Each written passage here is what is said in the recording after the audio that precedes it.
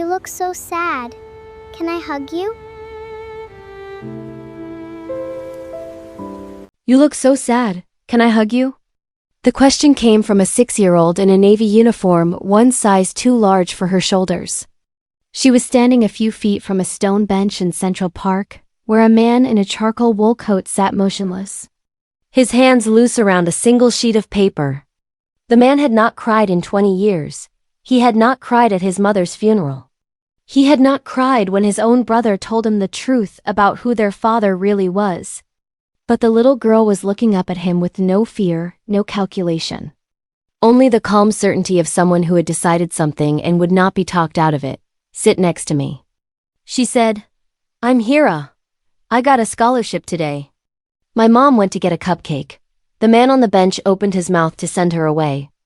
What came out instead was a long, unsteady breath. The paper in his hand had a red stamp near the bottom, probability of paternity to 0%. That paper had been put into his grip just hours earlier. Inside an envelope delivered at his front gate by a man he had trusted with his life for 15 years. His name was Alessandro Moretti. He ran New York. Hira climbed onto the bench beside him without asking again. She sat with her math worksheet folded across her knees and a small bakery box balanced on the edge. She did not look at the paper. She did not ask what it was. She just leaned her shoulder against his arm and started telling him about fractions. My teacher says fractions are two numbers stuck together with a line. She said, that doesn't sound like math to me. That sounds rude. Alessandro did not answer. After a long moment, he lifted his arm and set it around her small shoulders. She weighed almost nothing. She was the daughter of the woman who cleaned his upstairs neighbor's guest bathroom 3 mornings a week. Alessandro had never met the mother. He had seen her twice this summer from a window, in a white uniform that hung a little loose around her frame. Hira tilted her head up and studied his face the way an adult studies a contract. Are you the saddest man in the park? She asked. I might be. Then I'm staying with you for 1 minute. She said, my mom says it is rude to leave people alone when they are sad, so 1 minute then I go back to my cupcake, okay? Okay. She did not go back to her cupcake. The minute turned into 15. The afternoon turned into dusk. Hira told him about her scholarship. She told him about her father's leaving before she was born. She told him about the boy at school who had cried into his cubby for a week because his mother worked 2 jobs and he did not know how to ask her to stop. She told him that she had decided a long time ago that grown-ups were just children who had been allowed to forget things. Alessandro listened. Somewhere in the middle of her 5th story, he realized his eyes were wet. He did not know how that had happened.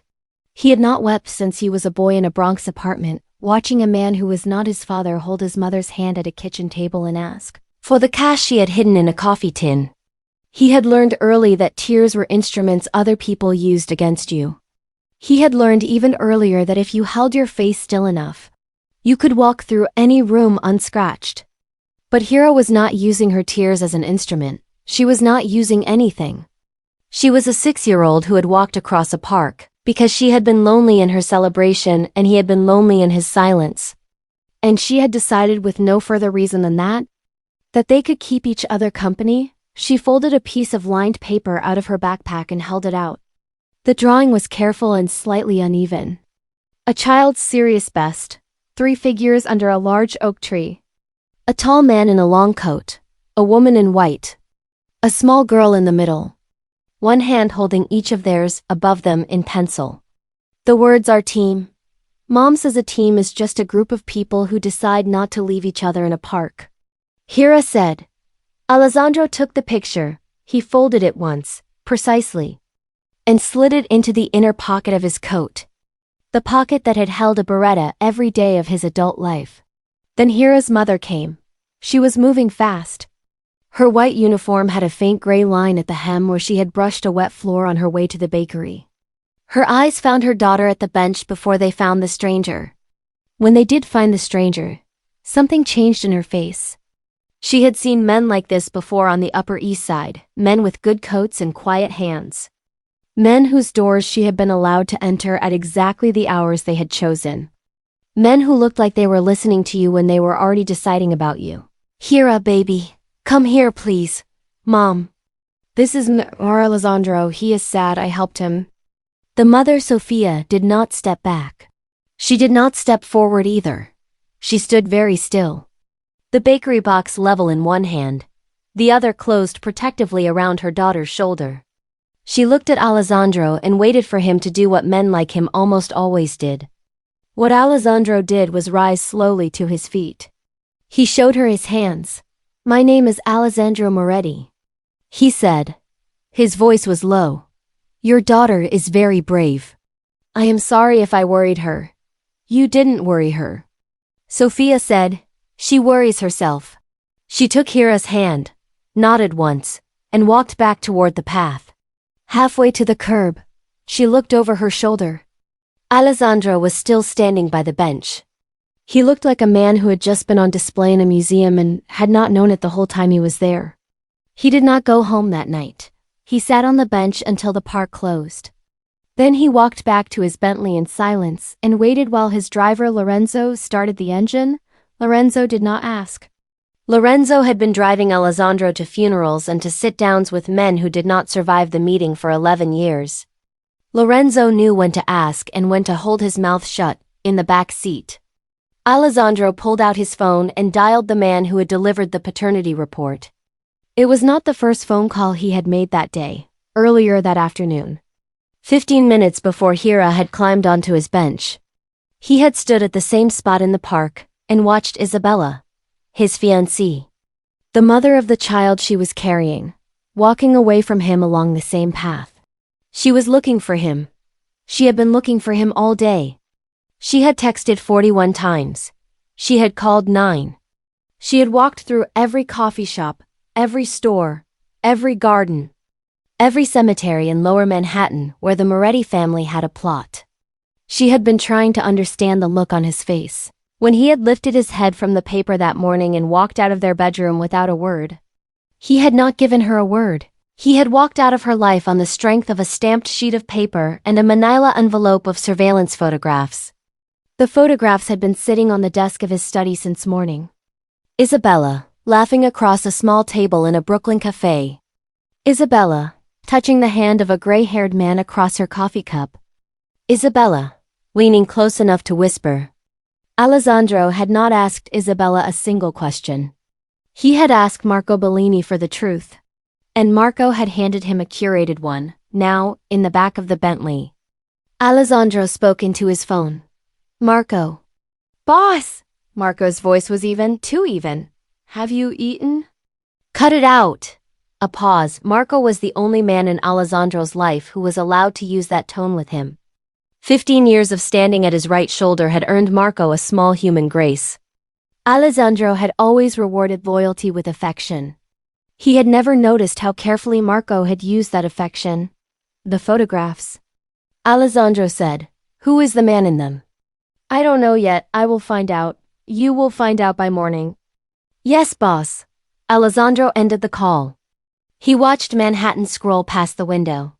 He had been told twice in one day that the woman carrying his child had betrayed him. He had believed it both times without checking, in the glove compartment of the Bentley. A single sheet of cream-colored stationery sat unopened.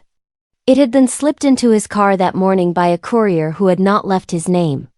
The note inside read only, "Mr. Moretti, before you decide anything, ask her yourself." Alessandro had not asked her. He had been so trained to read betrayal in others that he had forgotten how to read anything else. He did not open the stationery note. He did not open it the next morning either. He opened it 6 weeks later, in a hospital room, with so much blood still drying under his fingernails that it cracked when he bent the paper. But that is later. Much later. First, the park. He came back the next afternoon. He came back the day after that. 3 times in the first week, he found Hira sitting on the bench with her math worksheets spread across her knees. 3 more times, he found her with Sophia. Sophia always brought a small thermos of tea and 2 cups. She poured one for herself and one for Alessandro. And they sat across from each other in a silence that became slowly the kind of silence 2 people share when they have decided not to lie. Sophia did not know what Alessandro did for a living. She had her suspicions. But she kept them in a drawer marked probably none of my business. Alessandro suspected that Sophia knew. He never confirmed. They talked about Hira. They talked about the new private school where Hira had won her scholarship. They talked about the 3-part bus route Sophia had been planning to make the school reachable by 6 in the morning. My driver passes your street anyway, Alessandro said on the third afternoon of these meetings. If Hira is ready by 7:30. She doesn't have to leave the apartment at 6. Sophia looked at him for a long time. She had been raised not to accept help. She had been raised by a mother who cleaned houses. Who had cleaned houses, who had cleaned houses. 3 generations of women who understood that accepting anything from a stranger was the first step in a transaction that would end with you owing more than you could pay. The car is a Bentley Bentayga, Sophia said.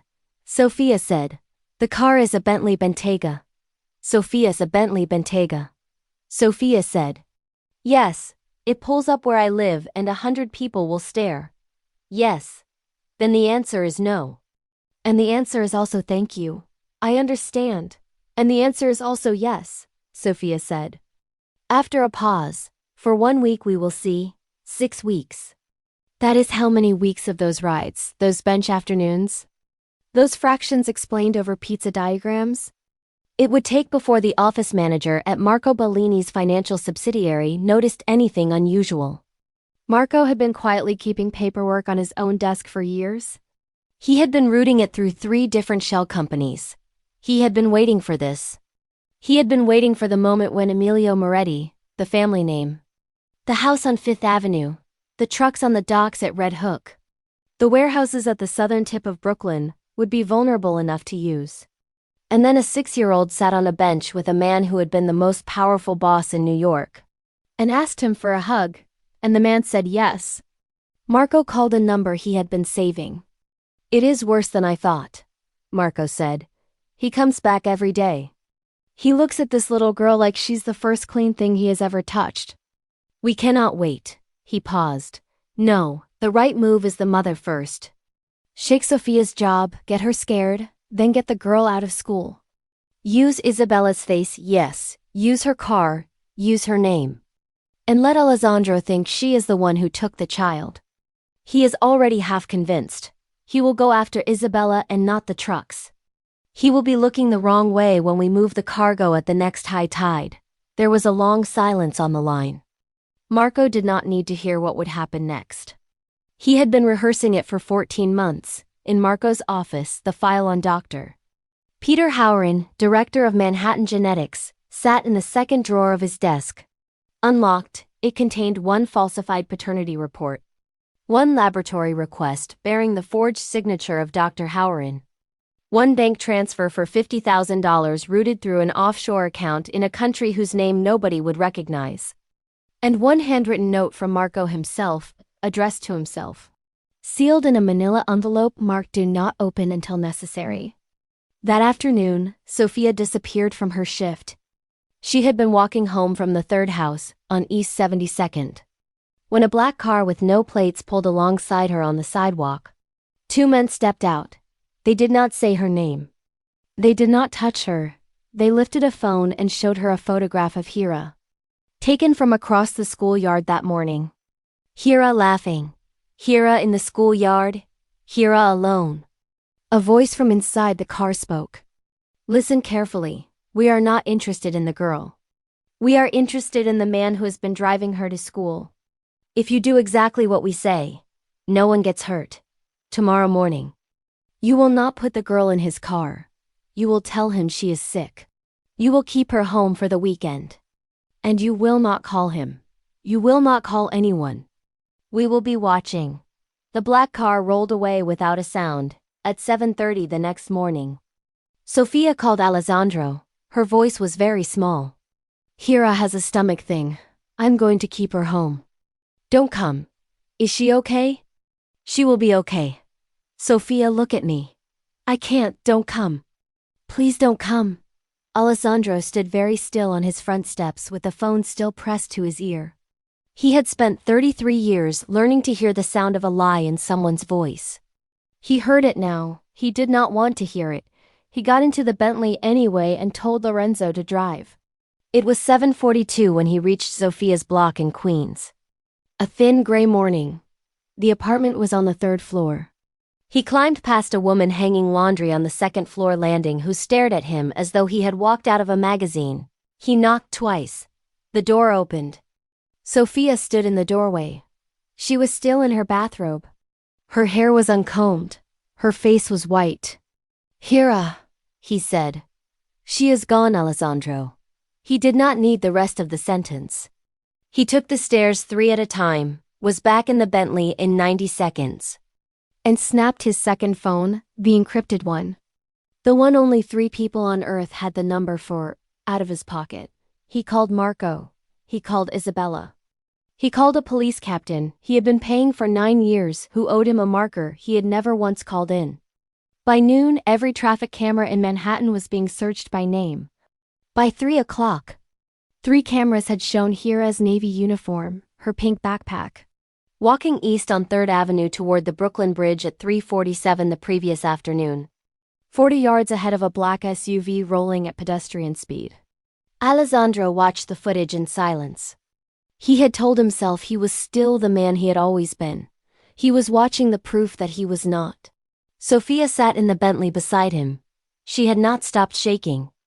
Alessandro did not reach for her. He did not know yet how. But he kept his hand open on the seat between them so that when she was ready, she could find it. It was Isabella who had come to him first. She had arrived at his gates at 5:30 in the morning. Her dark hair was tangled. Her mascara was smudged low under her eyes. She had been running through the city for 18 hours searching for a way to explain herself. The security cameras had showed her own white Mercedes coupe idling at a light 2 blocks behind Hira's trail that afternoon. She had been following Hira, not to harm her, but to understand what was happening between her fiancé and a 6-year-old she had never met.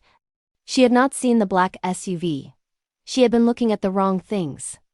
Alessandro had not called her back. He had let her sit in his study for 40 minutes while he worked his phones. "How did you know I was following her?" "You told me, 3 days ago, in a fit you had after the wedding was cancelled. You told me you wanted to see who was filling your place. And what did you see?" Alessandro did not answer. "And what did you find?" Isabella asked. "You cannot possibly think I had anything to do with this." "Alessandro, look at me, please look at me." He did not look. What Isabella did not know, what nobody knew except Marco and one gray-haired man in the back of a black Mercedes 2 states away, was that the man she had been meeting in Brooklyn for the past 3 months was not who Marco had told Alessandro he was.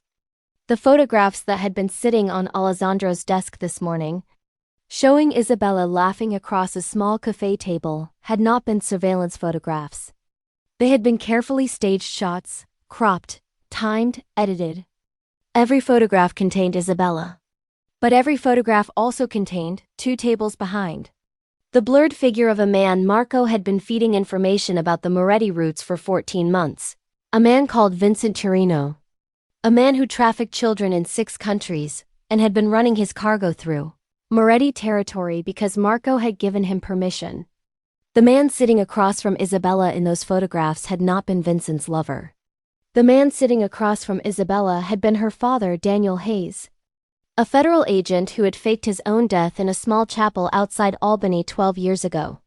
He had been working that case ever since. He had been working alone. Until his daughter walked into his life and decided to bring a mafia boss back to her side of the table. Isabella had not been unfaithful. She had not been disloyal. She had been carefully, quietly, faithfully, at her father's request and at her own conscience's request, gathering information about a man who used the Moretti name to move children through the port of New York. She had not told Alessandro because her father had asked her not to. Her father's safety had been in the balance. The children had been in the balance. She had carried it in silence for 94 days. When she told Alessandro that part of the truth, she did it with her hands folded in front of her so he could not see they were shaking. Alessandro listened without moving. He listened the way he had listened to Hira in the park, with his whole self. Not just his ears. "Now tell me again," he said, slowly. "Who did you meet in that cafe?" My father, he has been alive this whole time. Where is he now? In the city. He has been in the city. Then get him here.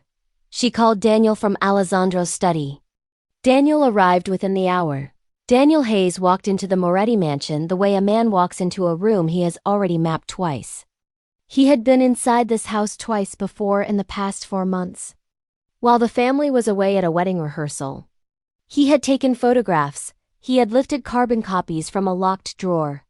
He had copied the bank transfer to Dr. Howard. He had a case file in his briefcase that would put Vincent Torino inside a federal prison for the rest of his life if the children he had been moving through the Moretti docks made it to trial. He set the file on Alessandro's desk. He laid out the first photograph. Marco Bellini, Dr. Peter Howard, a leather briefcase between them at the back booth of a restaurant in Little Italy. A second photograph, the briefcase open, a third, 2 men shaking hands.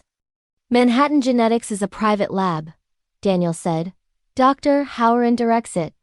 His lab processed the paternity test we ran on your fiancé and yourself in April. The lab was paid $50,000 in May to swap the sample. The true report was destroyed. The report your man gave you was manufactured. The child Isabella is carrying is yours. Already. Marco Bellini paid for the falsification himself to remove you from the wedding in a way you would not reconsider. Alessandro did not move. The man Isabella was seen meeting. Daniel continued. Is not Vincent Torino, that is me. I have been working this case for 12 years. Vincent Torino has been moving children through your territory for 14 months. He has been doing so because Marco Bellini gave him the shipping schedules and the safe routes. Marco has been selling the name of your house. Alessandro looked at the photograph. He looked at it for a long time.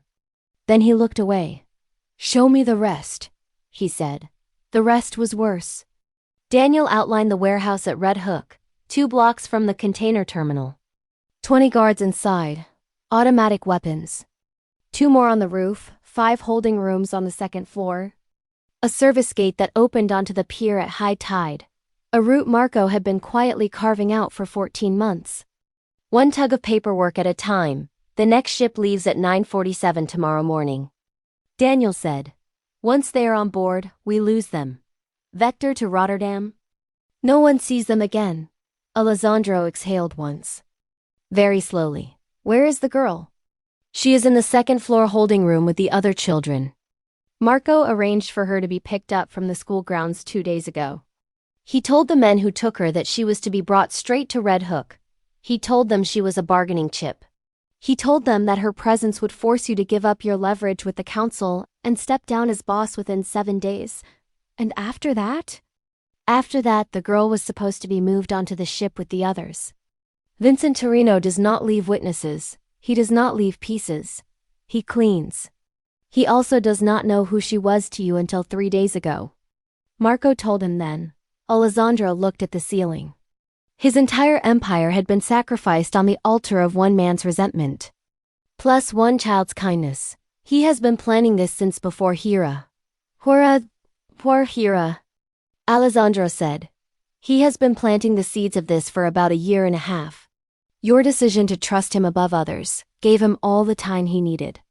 Alessandro did not nod. He stood up. He walked to the great mirror over the fireplace in his study. It had hung there since his grandfather's time. He drove his fist through it. Glass rained down across the marble hearth. Blood opened in 3 long lines along his knuckles. He stood very still. For the girl? He said. Daniel Hayes nodded once. That night. Alessandro made the same call he had made the day he took over the family at 26. He called every man whose loyalty he could name and answer for. He used no intermediaries. He used no office manager. He did it himself. Voice to voice in 63 calls over 4 hours.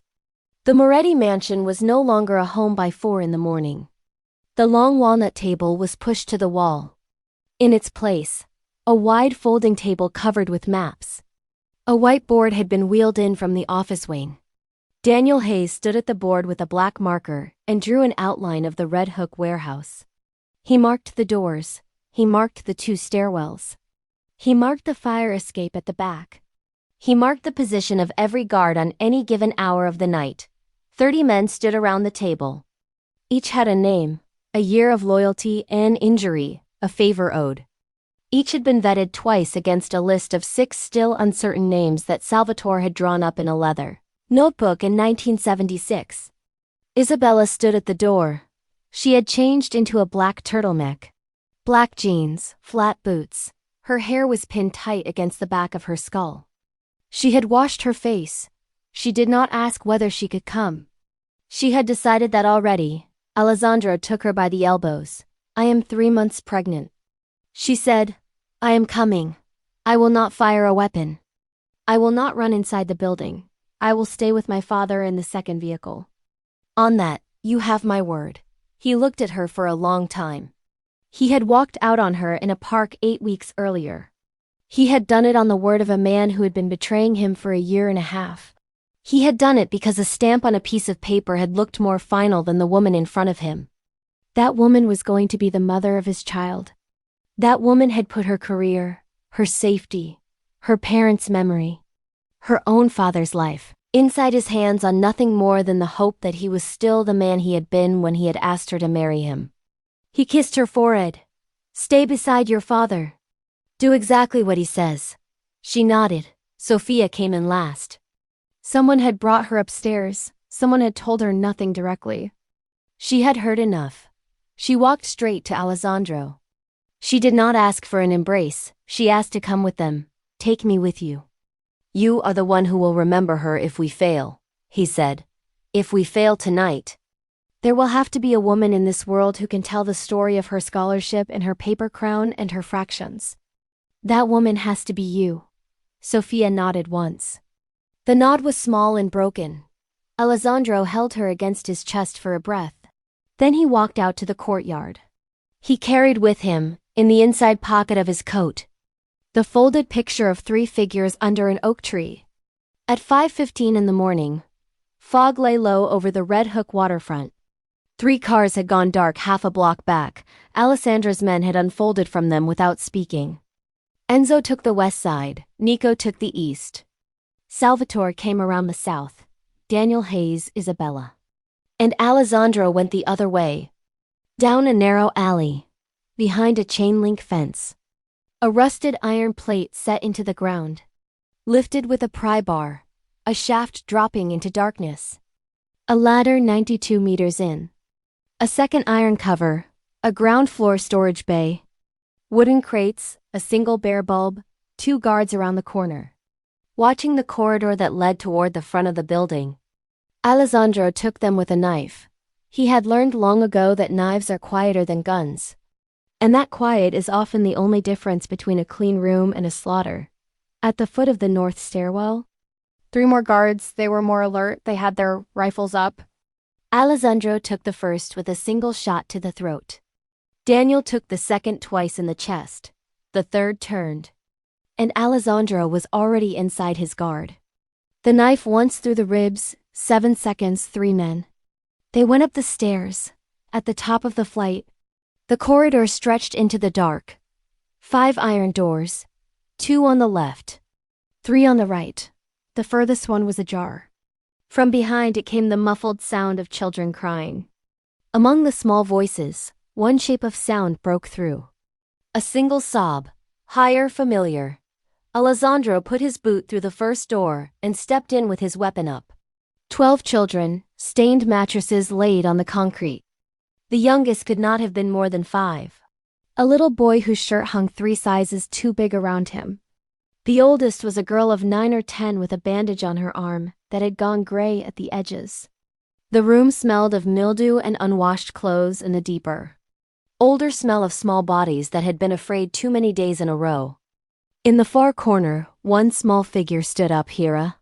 Her navy uniform was torn at the right shoulder. One of her pigtails had come loose and hung against her cheek. Her eyes were swollen. There was dried blood on her lower lip. She did not scream. She did not cry out. She only stood there, legs shaking, and stared at him as if she was afraid he would disappear. Then she began to walk. Then she began to run. She reached him. She threw her arms around his knees. She pressed her face against the front of his coat. No sound came out of her at all. Alessandro dropped to the concrete. He wrapped both arms around her, the good hand and the bandaged one, and pulled her tight against his chest. He could feel the small, terrified drumming of her heart against his sternum. "I came," he said into her hair. "I came. You're safe now, sweetheart, you're safe." Hira broke. She heaved. She sobbed. She held on so hard it would leave marks in her shoulder. "I told them you would come." She cried into his coat. "I told the other kids, I told them Alessandro doesn't leave." Something inside his chest tore along a seam he had not known existed. He held her tighter. Isabella stepped past him.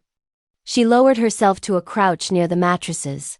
She did not reach for the children. She held out her hands, palms up, empty. "My name is Isabella," she said quietly. "We're going to take all of you home. Can you walk fast and hold on to each other?" One by one, small heads nodded. The oldest girl stood first, then reached for the boy in the too big shirt. The others followed. Daniel appeared in the doorway. "Time," he said. Alessandro rose with Hira in his arms. She had wrapped her legs around his waist and her arms around his neck, and she was not letting go. They filed into the corridor in a small silent line. Isabella at the front with the oldest children. Alessandro in the middle with Hira. Daniel at the rear. The gunfire outside was rolling through the loading dock like a long freight train. They reached the top of the stairwell.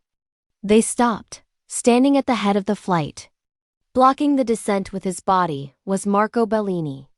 He held an AK-47 across his hip. Blood ran from his mouth. His suit was torn at the shoulder. His eyes were too wide, the whites showing all the way around. The eyes of a man who had run out of exits. "Boss," Marco said, and the sound of it came out wrong. "A horse."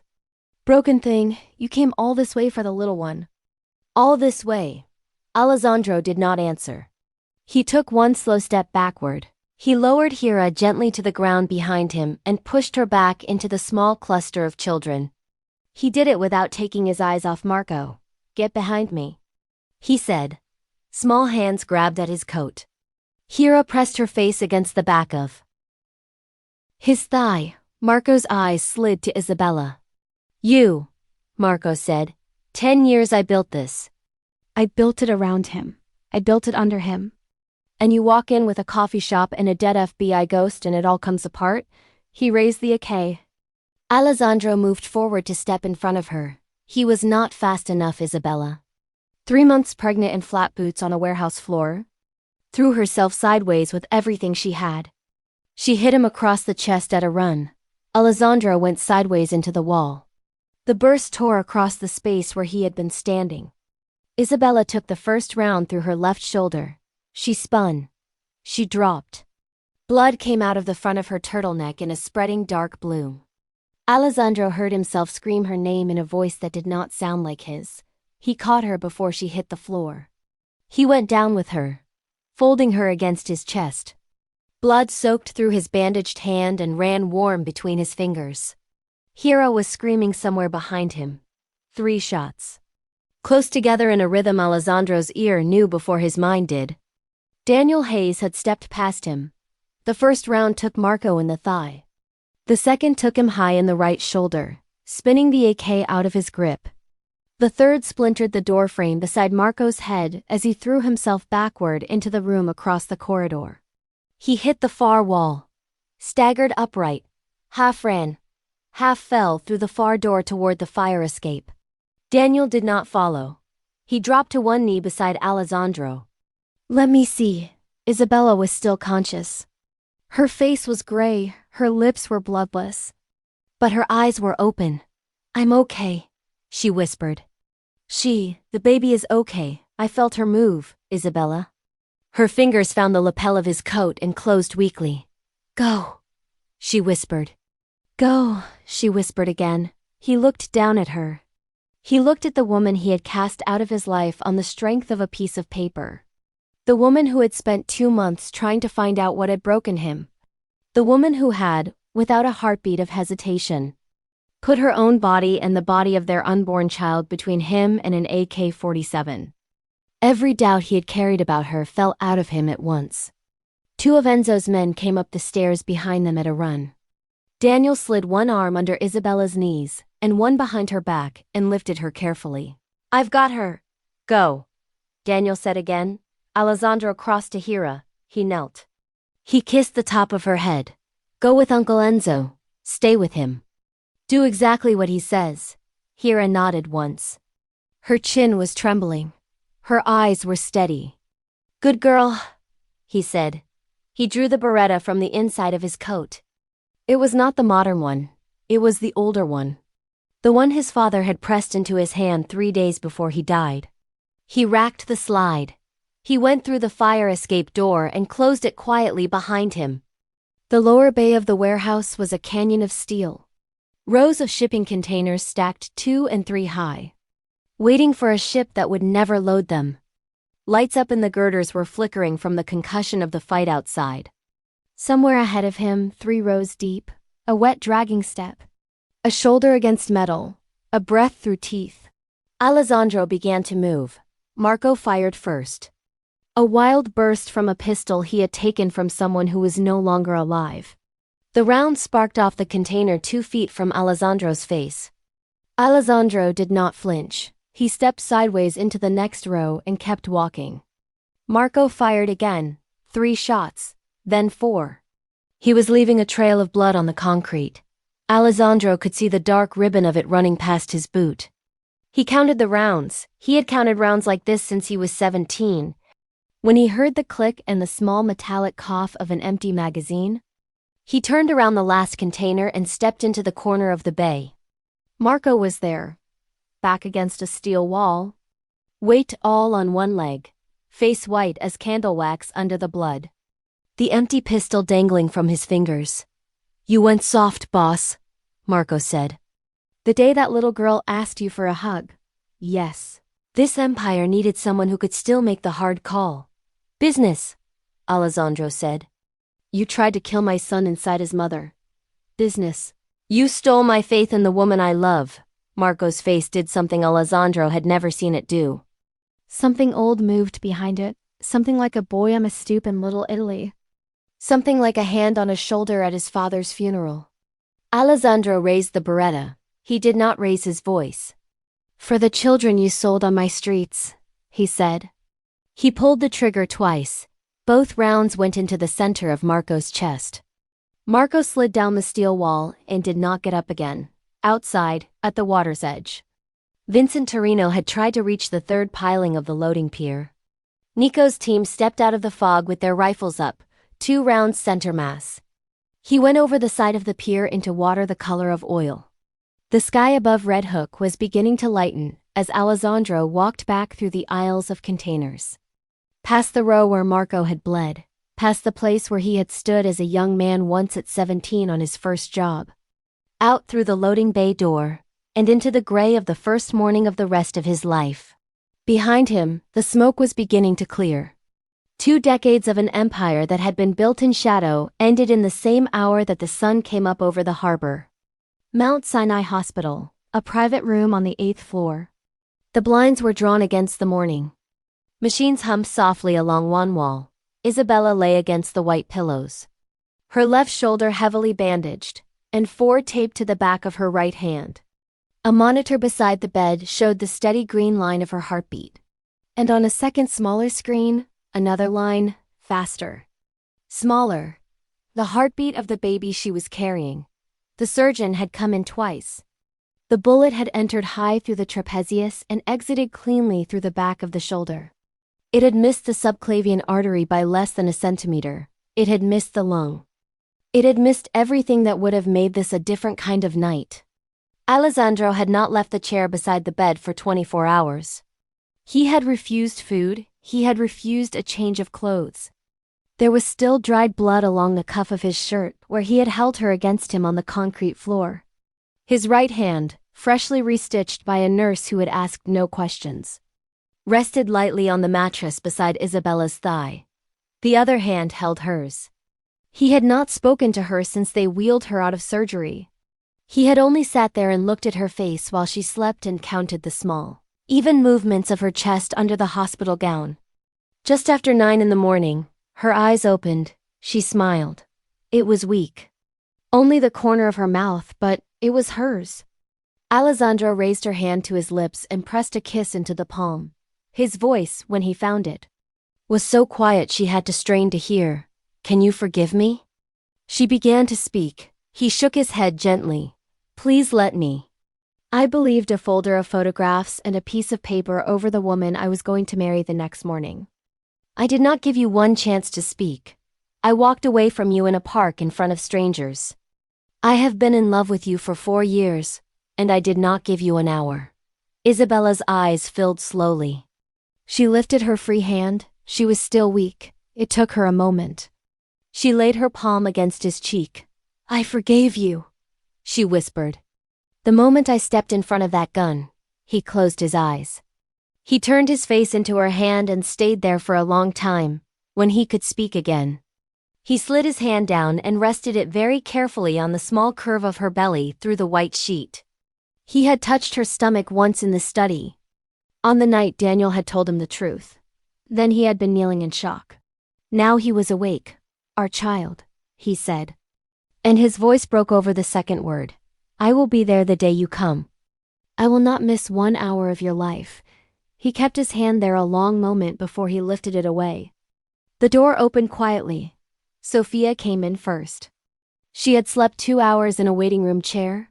Her face was pale and lined, but her back was straight. Hira walked in beside her. Hira had been bathed. She wore new clothes.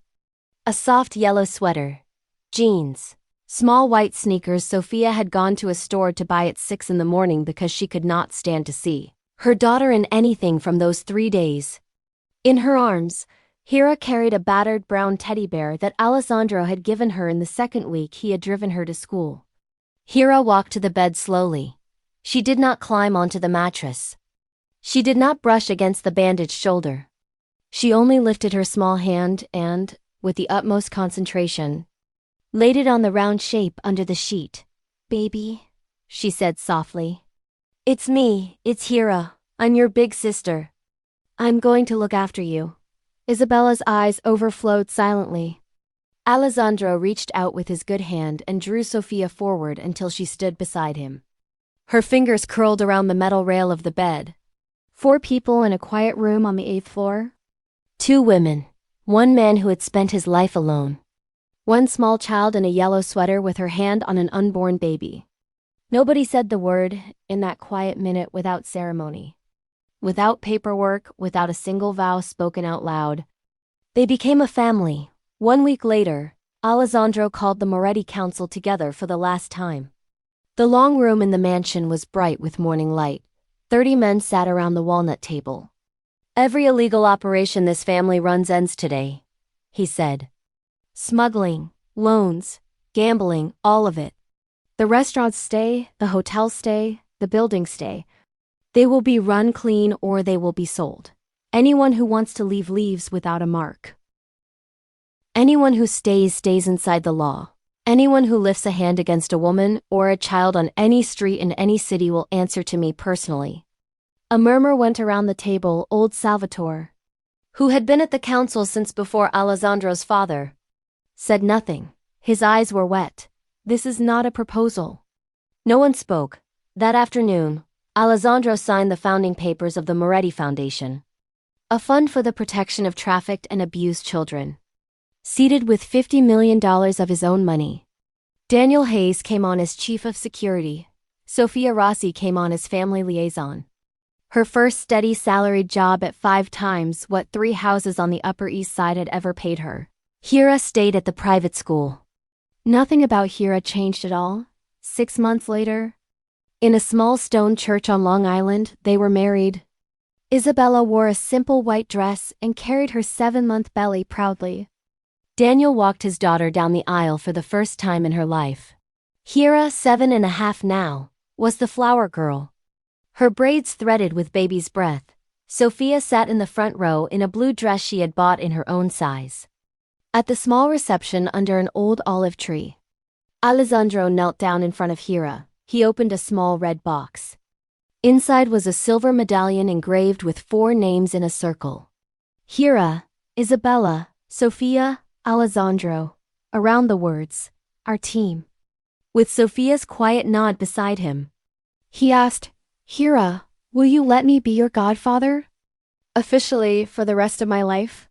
Hira wrapped her arms around his neck and whispered into his ear. I've been waiting for you to ask me since the park bench. 3 months after that, on a bright autumn afternoon, they returned to Central Park, the same path, the same oak. The same stone bench. Alessandro sat down. Isabella settled beside him with their 2-week-old daughter in her arms, Sophia, named for the woman who had trusted them with her first child. Sophia sat on the opposite bench with a book she finally had time to read. Hira, 8 years old, ran up and down the path collecting the reddest leaves of the season. She ran back with one in her hand. For my godfather, she said, out of breath. This is the best one. I saved it for you. Alessandro took the leaf as though it were made of gold. He slid it into the inner pocket of his coat, next to a folded piece of paper that had gone soft and yellow at the edges. Our team. This story reminds us that family is not written in blood, but in the people who choose to stand between us and the world's worst weapons. That the ones who save an empire are not always warriors. Sometimes they are children who ask for a hug. That true strength lies in the courage to put power down for love. If you were Alessandro, would you have the courage to give up everything for a child not born of your blood? Tell us in the comments, and let us know where in the world you are watching from. If this story touched your heart, please like the video, subscribe to the channel, and hit the notification bell so we can keep bringing you stories of forgiveness, redemption, and quiet love. Share this with anyone who still needs to believe that some hearts stay. Thank you for walking this journey with Alessandro, Isabella, and Hira.